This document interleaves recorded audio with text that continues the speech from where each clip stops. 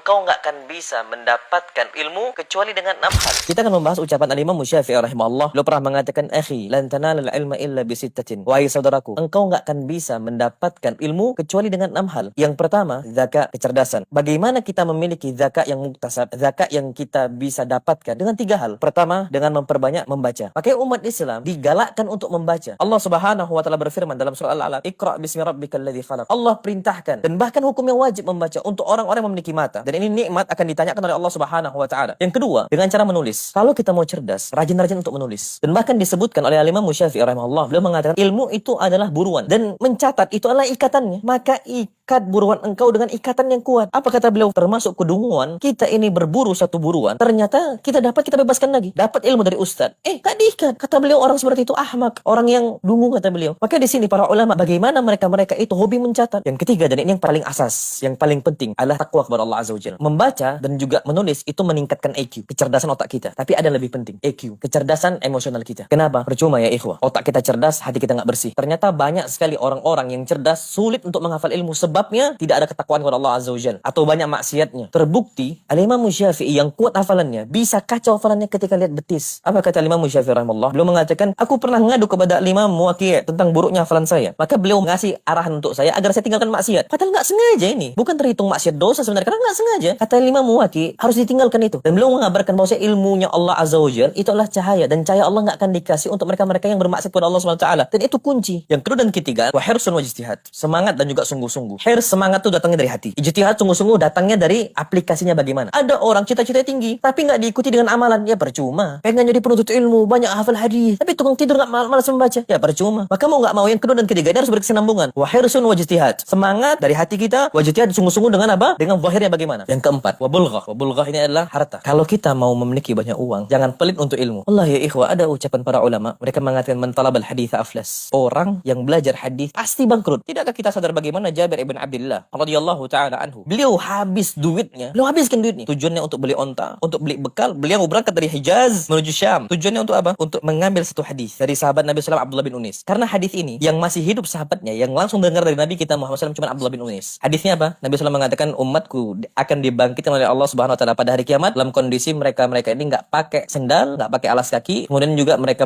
ini telanjang, nggak pakai pakaian, dan kemudian mereka belum dikhitan. Yang kelima, wa suhbatu ustaz, berkawan dengan ustaz. Yang keenam, wa tulu zaman, panjangnya waktu.